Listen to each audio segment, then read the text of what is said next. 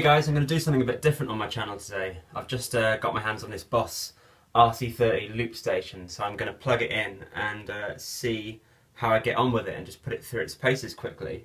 I'm going to do a quick comparison with the old Boss RC-20, which is a pedal I've been using live for a good 5 or 6 years, and it's been a pretty solid piece of kit, so I'd be interested to see how the RC-30 compares. So let's plug it in, see how we get on.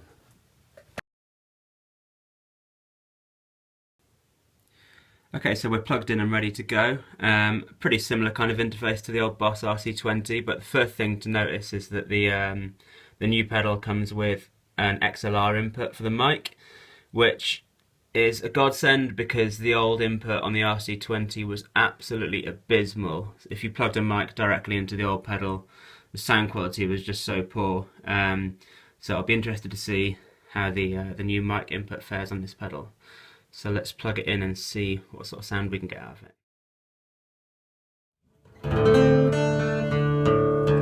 Okay, so I've just plugged in the RC-30 and played around with a couple of quick loops.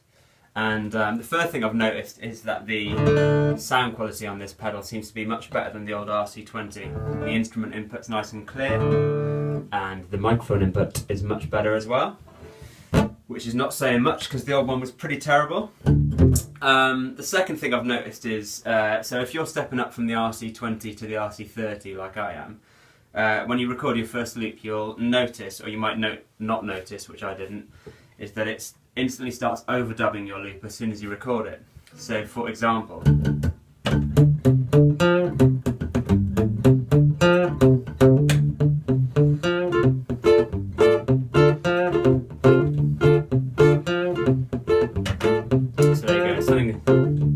something to be aware of. It will start overdubbing your loop instantly, so that is going to definitely throw me first off, but ultimately that's got to be a better thing than the old pedal because you can build loops up a bit quicker. And the other thing I've noticed, which was my main bugbear of the old pedal, there used to be a tiny little recording delay when you hit your loop on the RC-20, so literally as soon as you hit your pedal you'd have this tiny little minuscule delay, and it could just be really off-putting, whereas this pedal seems to be really nice and responsive. There's no delay at all. For example, here we go. It's like spot on, absolutely no delay there whatsoever, so that is going to be a massive, massive bonus when it comes to playing live with this pedal. So I'm going to have a little play around with the second track now, see how I get on with that. So I'll be back in a second.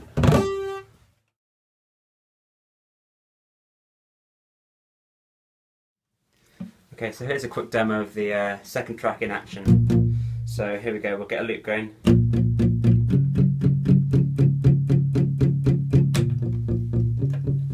Now to switch to track 2, you hold down the right hand pedal.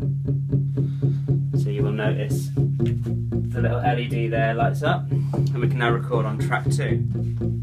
So here we go.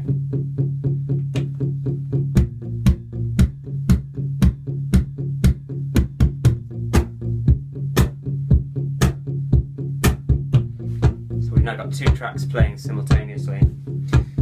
If you want to stop track 2, you hit the stop button. You'll be left with just track 1 playing. And if you want to kick it in again. Now the tricky bit comes when you want to switch back to track 1. So you need to hold this down for 2 seconds. Back to track 1. You can stop track 1, be left with just track 2. Just your percussion. You can overdub if you hit the left button, and you can switch back to track 2, stop that, play that, and if you want to kick track 1 back in again.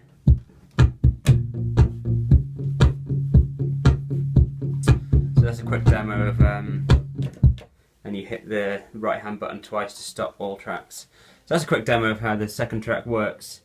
But what's it like actually in performance? I'm going to give it a go now. Okay, so I'm just getting used to the double tracks on the looper, and it's cool, it's really handy, but I'm always concerned when I'm playing out live that you don't want the looper to take over your performance. So I think what you'd need with this pedal is you need the extra accessory with the the extra foot switch, whereby you can kind of switch your loops on and off a bit more easily, because the main problem I'm having with it is the fact that you have to hold down the right hand pedal for 2 seconds to switch loops. And if you're sort of singing at the same time, can get a bit confusing. You don't want to be sort of like performing, just looking down at your loop pedal all the time, because you're not going to really engage with your audience. So I think partly it's practice, and also I think I'll get the extra little foot switch that comes with the Boss accessory, the foot switch, which will allow me to use the second track a bit more easily. But let's kick in with a little loop of Avicii's Wake Me Up. Here we go. So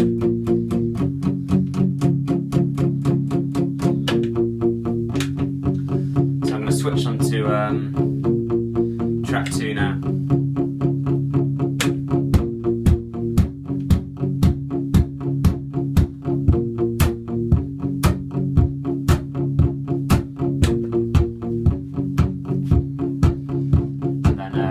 Drop the whole loop out and come in with the verse.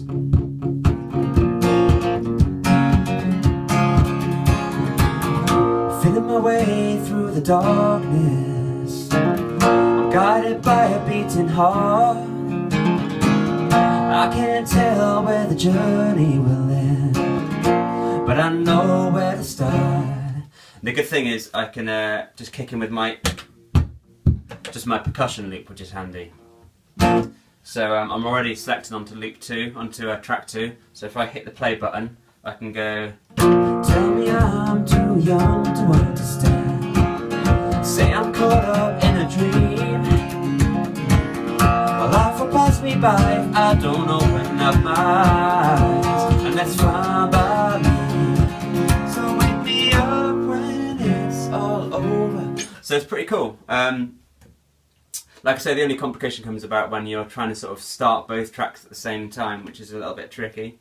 So I'm going to continue playing with this little loop pedal, but first impressions, yeah, I'm pretty impressed with it. It's a good little toy. I just need a little bit more practice before I take it out live, I think. Thanks for watching, I hope this helped some of you, and happy looping!